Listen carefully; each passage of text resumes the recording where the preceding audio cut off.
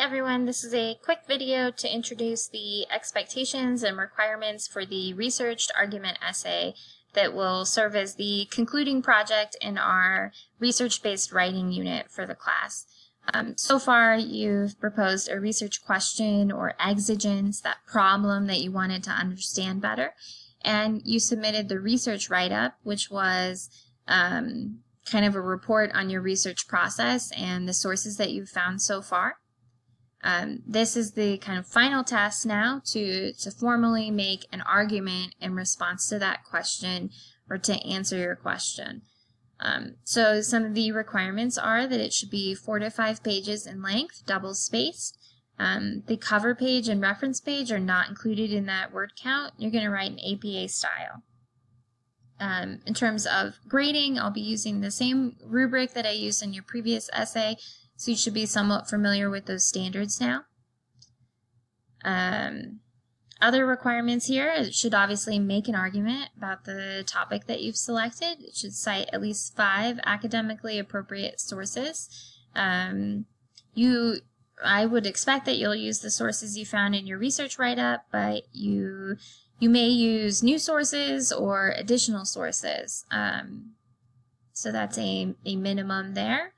Let's see. So how should you conceptualize or get started on your argument essay? An argument essay is specifically kind of a research-based academic argument essay, seeks to demonstrate an ability to participate in a reasoned argument or debate by using research studies and other scholarly sources to support conclusions. So the purpose is really to persuade your audience to either agree with you or to seriously consider your answer. It can be pretty hard to get people to actually agree with us, but we do want them to take our argument seriously and consider it. So based on the research that you have done, you're probably going to reach kind of one of 3 kinds of claims. First kind of claim is that we can point to a gap in our understanding of a topic. So as an example, we might write something like, while we know a great deal about how to treat bipolar disorder today, we still don't know whether genetic or social factors are more important in developing the disorder.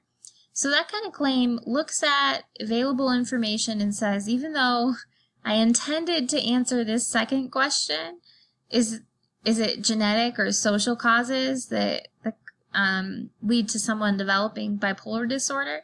The information just isn't there to support one side or the other. So I call it a gap in our understanding. I might write a claim that is inconclusive, that says the research is inconclusive. Alternatively, I can write a claim that takes a stance within an ongoing debate because I believe there's enough support to support that opinion. So we call this kind of a probabilistic argument.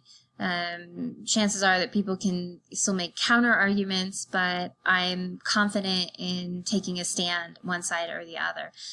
So a claim like that could be like, while some people suggest new alternative therapies are effective for treating bipolar disorder, there's more research to suggest that cognitive behavioral therapy is still the most effective.